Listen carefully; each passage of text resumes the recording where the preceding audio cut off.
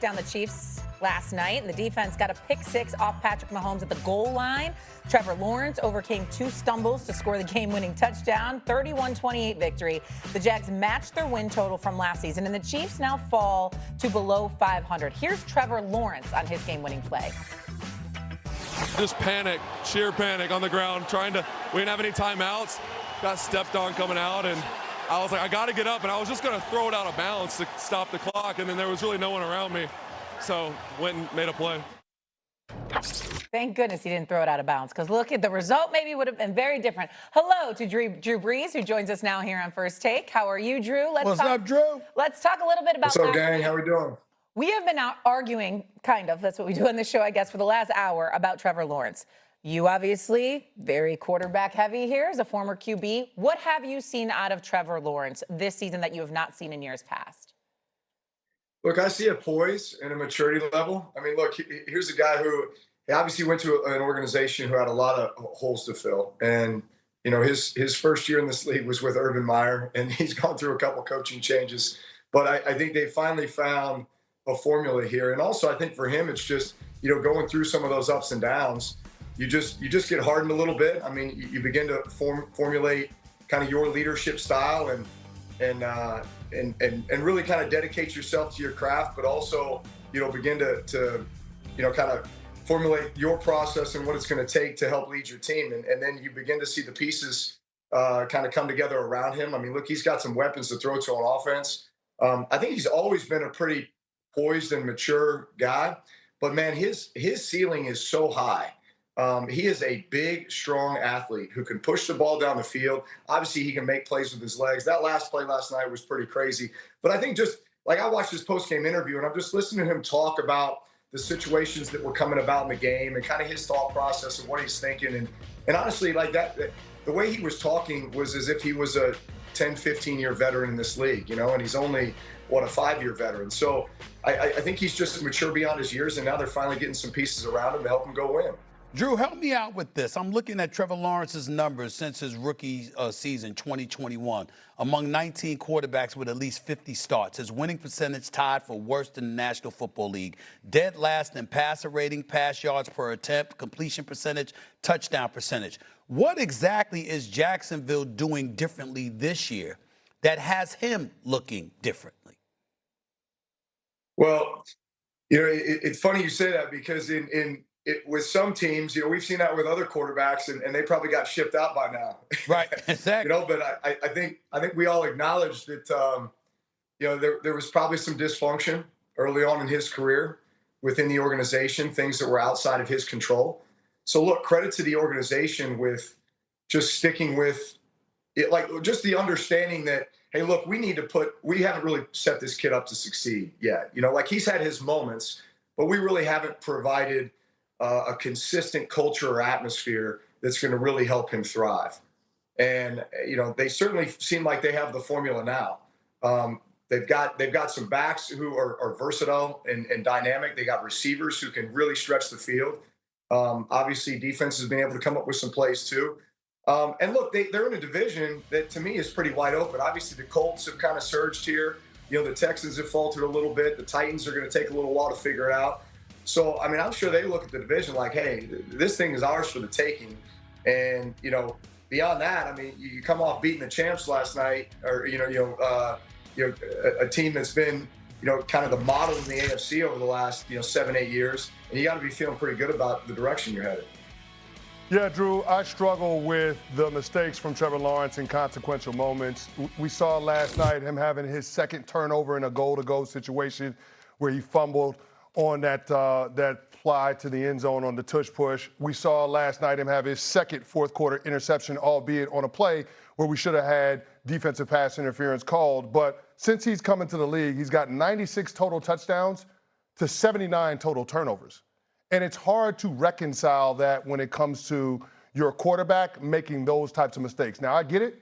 In those moments like we saw last night on that final drive, he'll have big-time throws like we saw to Brian Thomas Jr., like we saw to Dyami Brown. But we've also seen mistakes like we saw at the end of the San Francisco 49ers game when he didn't get out of bounds, where he slid out of bounds instead of staying in bounds.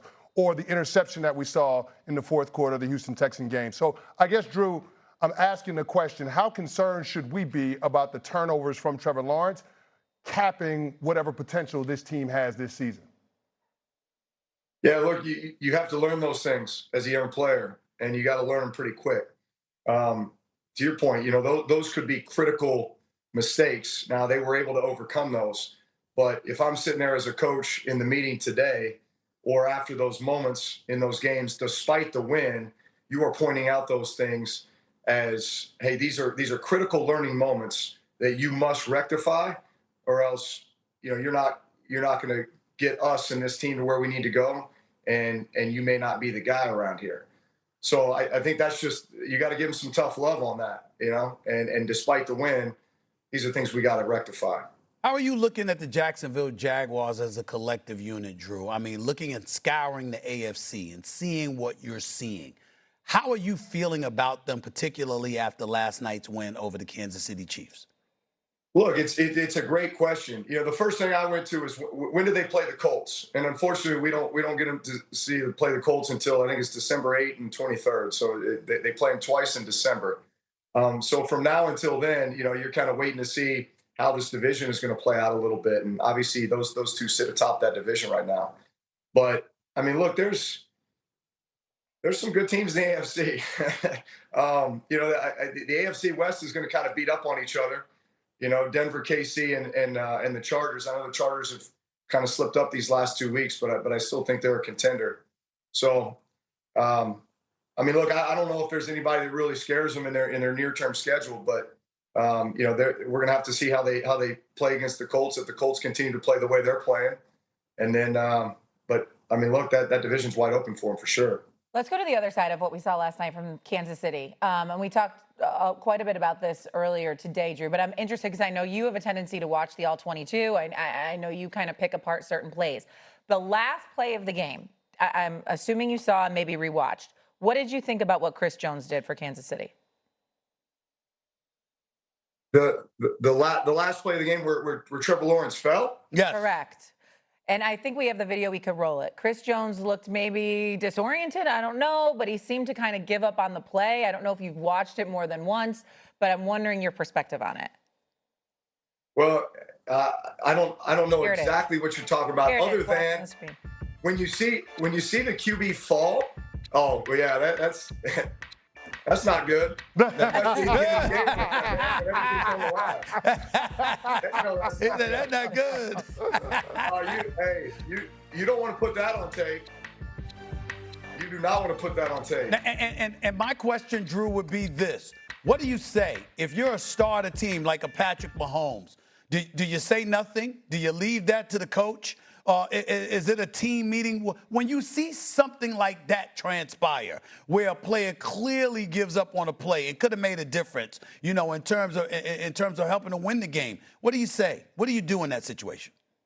Well, so with a guy like Chris Jones, who has unquestionably been the strongest part of their defense for the last 7-8 years, right? And has been the playmaker in a lot of moments for them defensively. As a leader on the offensive side, I don't think you need to say anything if you know the guy. It's either one of two things. Either he's going to take it upon himself to stand up in front of the team and say, you know what, guys, that was unacceptable, and that is not going to happen again. Or you can just look him in the eye, you see that look of, I'm going to make up for that. Like, just kind of stiff upper lip, like, let's go. Like, get me back on that field, man. I do not want that to be the last snap that guys on my team, perceive me to be. It just seems so. It's either one of those two things. Yeah. Right. And I would imagine a guy like that would respond after a moment like that. Yeah. Yeah. It just was so out of character, especially he deserves the benefit of that. Now, I'm not talking about what we saw. What we saw is what we saw. But in terms of his ability to make amends for it, to guarantee you that something like that would never happen again, he deserves that benefit. The Chiefs are the ultimate benefit of the doubt No team. doubt. Well, they've earned that. Exactly. I mean, if anybody Yeah. can get out to the uneven start that they've had Right. and then find a way to bounce back, it's them. I liked Drew Brees was like, oh, that's not good. That's not good. Maybe he didn't focus in on Chris Jones. So like, oh, that's not good. You know what? Yeah, like the more you look at it, you're like, did he think that he was down that's and he just couldn't maybe. see him or whatever? I mean, like I said, Chris, I'm going to give him the benefit of the doubt just because of the type of player he is and what he's been for that team for so long. Yeah. No doubt. All right, we got more First Take coming your way. Stephen A., of course, with this.